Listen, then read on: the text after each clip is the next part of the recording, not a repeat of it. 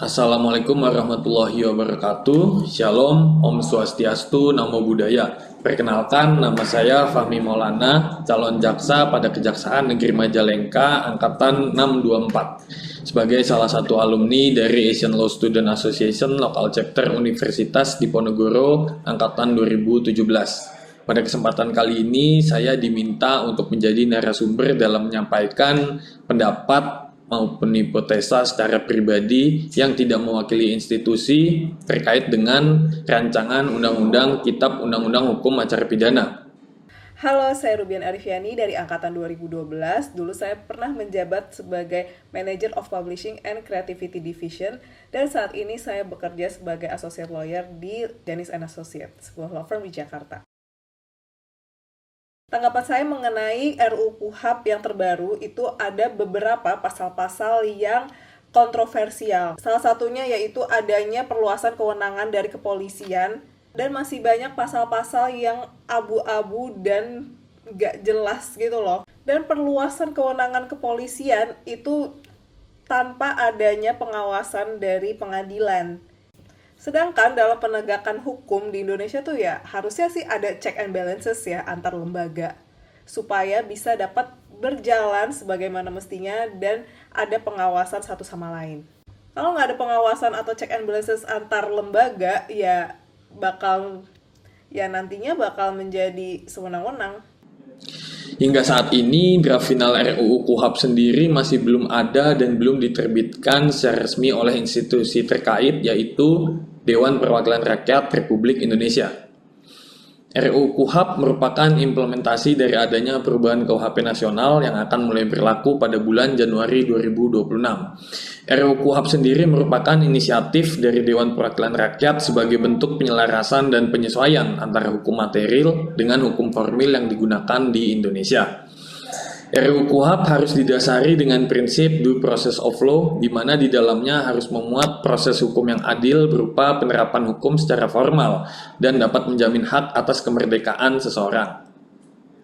Wajah hukum di Indonesia direpresentasikan oleh 3 institusi hukum seperti kejaksaan, kepolisian, dan pengadilan sebagai gerbang sistem peradilan pidana di mana masing-masing dari institusi tersebut harus diberikan peran dan fungsinya masing-masing sehingga tercapai check and balance kewenangan hukum dan mencegah terjadinya abuse of power dengan prinsip-prinsip pemisahan tugas dan kewenangan dalam sistem peradilan pidana seperti diferensiasi fungsional.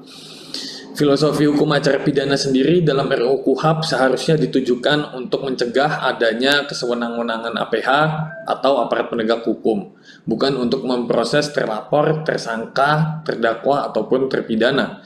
Prinsip yang lahir dari filosofis hukum acara pidana harus tertulis, jelas, dan tegas, serta mengandung sifat keresmian. Implikasi hukum terhadap penasihat hukum apabila RUU KUHP disahkan itu tentunya akan merugikan para advokat dan tentunya klien-klien yang akan kita bela. Karena peran advokat di dalam RUU KUHP ini semakin dipersempit dan tidak berimbang antara kewenangan atau hak dari advokat dengan kejaksaan. Harusnya kan seimbang peran advokat dan kejaksaan. Kemudian implikasi hukum pada jaksa penuntut umum bila RUU KUHP disahkan. Jaksa sebagai dominus litis berperan sebagai pengendali perkara pidana dengan sistem single prosecution system atau penuntut umum tunggal. Namun, asas diferensiasi fungsional tetap harus diterapkan dalam konteks integrated criminal justice system, yaitu pengawasan antara APH 1 dengan yang lainnya. Koordinasi antara APH dilaksanakan dan diterapkan secara horizontal, bukan vertikal. Dalam sistem peradilan pidana, kerja para APH menggunakan sistem criminal procedural law, di mana APH 1 akan saling berkoordinasi dengan APH yang lain. Sebagai contoh, fungsi pengawasan dan koordinasi antara jaksa dengan Polri dalam hal penanganan perkara dapat dilihat pada berkas-berkas penanganan perkara seperti SPDP, surat pemberitahuan dimulainya penyidikan, P16, P19, dan lain sebagainya. Dalam perkembangannya, kejaksaan juga memiliki fungsi di bidang perdata dan tata usaha negara yang memiliki dasar yaitu Undang-Undang Kejaksaan, baik Undang-Undang Nomor 11 Tahun 2021 dan Undang-Undang Nomor 16 Tahun 2004. Jaksa sebagai jaksa pengacara negara siokianya perlu dicantumkan dalam RUU KUHP sebagai payung hukum legal standing yang mengikat pun juga kejaksaan memiliki otoritas terkait dengan pemulihan aset, yaitu dengan dua dasar, kejaksaan sebagai eksekutor putusan pengadilan, kemudian dalam konteks jaksa sebagai JPN, jaksa pengacara negara, jaksa juga dapat melakukan gugatan, dikarenakan pemulihan aset kejahatan tidak selamanya dalam konteks perkara pidana saja, namun juga berkaitan dengan pengembalian aset tanpa adanya perkara pidana. Ada pembatasan mengenai tugas dan wewenang advokat, yaitu di pasal 142 ayat 3 huruf B. Jadi advokat itu dilarang untuk memberikan pendapat di luar pengadilan terkait dengan permasalahan kliennya. Itu aneh banget sih, masa nggak boleh? Kalau pasal 142 ayat 3 huruf B direalisasikan, ini tuh nggak sejalan sama undang-undang advokat dan juga kode etik advokat. Dimana advokat itu kan orang yang memberikan jasa hukum, jasa bantuan hukum untuk orang lain di dalam maupun di luar pengadilan. Jadi kalau misalnya advokat dilarang untuk berpendapat di luar pengadilan, ini akan mempersulit kita untuk membela klien-klien kita di luar pengadilan atau di luar jalur litigasi. Tentunya ini akan menjadi hambatan bagi para advokat karena adanya pembatasan terhadap kewenangan-kewenangan advokat, yaitu adanya pembatasan advokat dalam membela kliennya, dalam memberikan jasa bantuan hukum kepada kliennya di dalam maupun di luar pengadilan.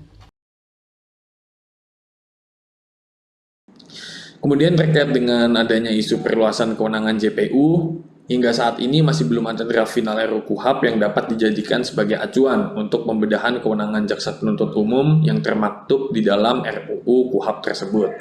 Namun, sebagai gambaran, dalam hal penyidikan misalnya, merujuk pada Undang-Undang Kejaksaan, negara memberikan kewenangan penyidikan untuk tindak pidana tertentu, seperti tindak pidana korupsi dan pelanggaran berat seperti pelanggaran HAM, di mana Jaksa Agung berperan sebagai penyidik. Penyidikan pada diferensiasi fungsional, masing-masing APH melaksanakan tugas sesuai dengan fungsi dan kewenangannya. Jaksa sebagai penuntut umum tunggal dengan sistem single prosecution system dan polisi sebagai penyidik utama. Artinya masih memungkinkan adanya penyidik lainnya. Jaksa sebagai dominus litis, yaitu pengendali perkara, bersifat universal. Namun, untuk mencegah adanya abuse of power dan mencegah adanya tumpang tindih kewenangan, maka kewenangan kejaksaan dibatasi dengan prinsip diferensiasi fungsional dengan nilai-nilai due process of law dalam sistem peradilan pidana. Kemudian pada bab penyidikan dan penuntutan, siokianya harus ada penegasan untuk memperlihatkan kewenangan dari masing-masing lembaga untuk dapat menjamin kepastian hukum kepada orang yang sedang berperkara dan tidak adanya tumpang tindih kewenangan serta adanya pengawasan antar lembaga aparat penegak hukum guna dapat mengontrol kewenangan APH yang dikuatkan dengan instrumen pra-peradilan.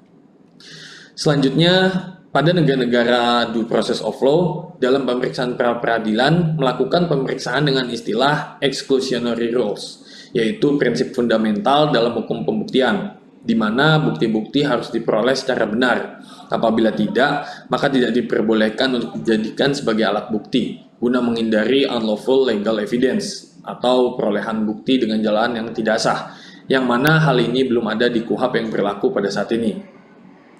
Terakhir, terkait dengan penuntutan, RUU KUHP harus memuat prinsip legalitas penuntutan di mana undang-undang menentukan batas-batas kewenangan aparat penegak hukum dalam melakukan tindakan terhadap orang yang diduga melakukan suatu perbuatan tindak pidana.